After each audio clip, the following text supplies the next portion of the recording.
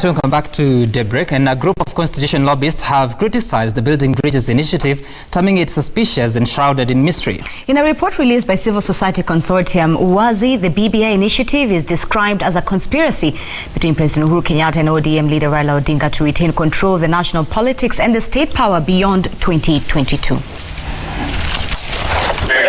Just a few weeks before the findings of the Building Bridges initiatives are made public, UWAZI, a consortium of civil society groups, has hit out at the BBI as a waste of time and mockery to Kenyans. That the BBI is a very unlikely promise. The change that will come to Kenya will come when we as the citizens actually believe that we deserve better than what our political class are giving us. The report lays bare what the consortium of lobbyists believe are glaring illegalities in constituting the team. This coming at the time the Yusuf Haji-led task force is on a retreat to finalize the report expected to be presented to President Uhuru Kenyatta towards end of September before it is made public in October. BBI have engaged in public hearings and received submissions, both oral and written, in a quest to engage Kenyans on 9 points identified as part of the handshake deal. UWAZI has cast doubts on the authenticity of both the process and expected outcome. Because is it a people-driven process? Is it driven by those to whom power has been donated to, and now they are abusing that power to circumvent the will of the people and to consolidate power to themselves? So Whether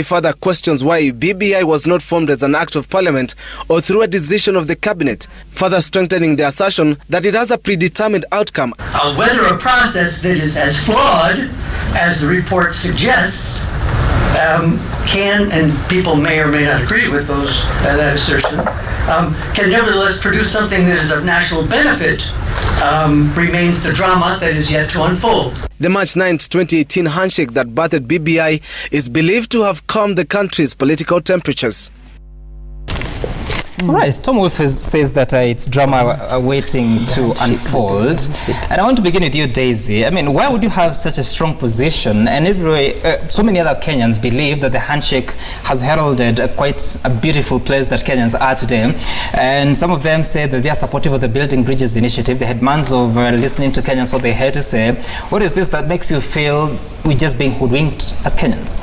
first of all, I want to separate the handshake and the BBI, because I am on record saying that we welcomed the handshake and welcome what it brought, the sense of stability, because Kenya was not in a good place. And I don't think that there's anybody who is opposed to the fact that the president and the Right Honorable Raila Odinga came together, and it allowed for a sense of calm and stability to come into the country. Right. For me, when I look at the Building Bridges, especially the 9 areas that the Building Bridges is focusing on, those issues are well canvassed in the Constitution. And my concern is raised by the fact that if you look at the statement that was issued on the day that the handshake was the day of the handshake. That March, yes. Yes, when you look at the document, it talks about the background, and it takes the country to since independence, 55 years since independence. Now, remember that Kenya over the years there's a lot of things that have happened in this country. And one significant thing that has happened in this country is the Constitution of Kenya 2010, okay? And the Constitution of Kenya 2010 recognizes the various struggles. So for me, when the BBI doesn't mention the Constitution, I find that it is almost an assault against the Constitution of Kenya and everything that the Constitution stands for, because the Constitution is a document it's a consensus document, right? That Kenyans contributed widely to. You know, it is the Fungamano Initiative, the Constitution of Kenya 2010, the Bomas draft. Yes. You know, all those. Yes. So for me, if we would look at how best to implement the Constitution, then we would be going in the right direction. The fact that it doesn't mention the Constitution, for me, gives cause for concern. So what is it about BBI that is inside there that you feel like this is a way of President Uhuru Kenyatta and Raila Odinga retaining their power come 2022? For me, I look at the history of this country. And you know, it's important. You know, they say that those people who don't look at their history are doomed to repeat it. If you look at the history of Kenya as a state since independence, and how constitutional amendments have been used, particularly when we come up with succession.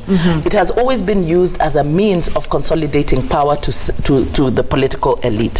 So for me, the fact that, you know, to be fair, the BBI has not yet come up with its report, so we don't know what they are going to come up with. But there has been, I think politicians have been preempting what the outcome will be. There's been talk of an expanded executive, tiers of government, you know, change of electoral system and everything. Now this is reminiscent of many of the things that our politicians have done over the years. Historically, if you look at amendments to the Constitution, historically, it has always been one way or another for the political elite to consolidate power to themselves. And for me, when I look at the Constitution of Kenya 2010, I think it has safeguards that are important and must be retained. So for me, anything that begins to talk about referendum and any kind of thing that where politicians are pushing strongly, I think the citizens should be wary of. But let me just ask you, Daisy. So when you look at whatever conversation is happening and you look at the Constitution, is there an area that you think should be reviewed to reflect better tidings for Kenya in the future,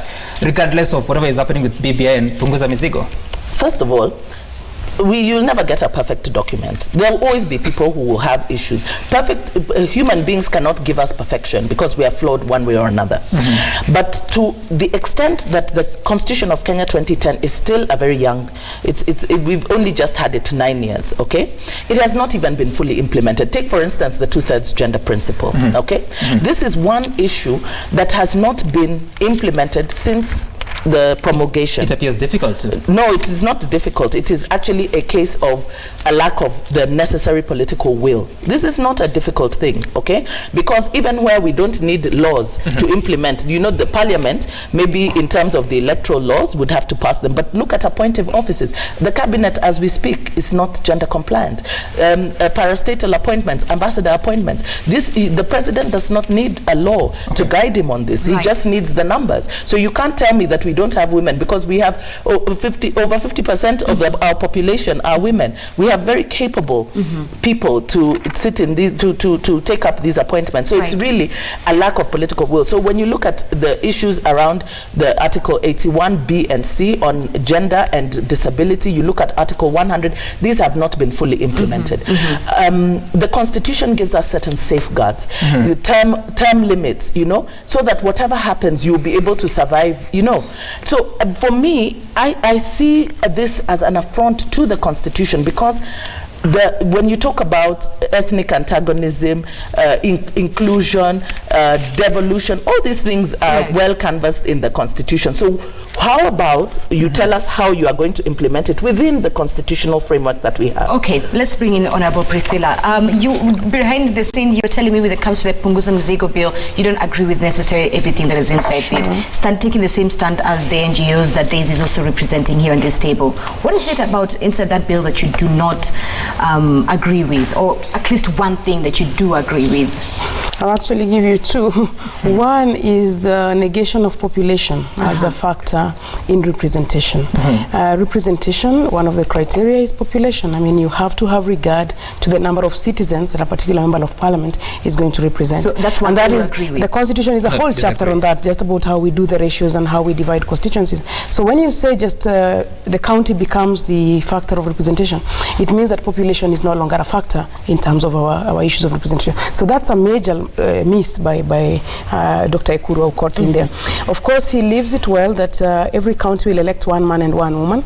So that's 47 women coming in, just like what we have of the 47 women reps. But then he takes away like 700 seats of women, all the nominations, all the county assembly nominated seats. And there was a particular reason why we have those nominations. For as long as the 2/3 is difficult to implement in the electoral process, there must be some participation of women. And this nomination is special election, because at the assembly level you need the voices of both. So that's one major issue that is got wrong on population.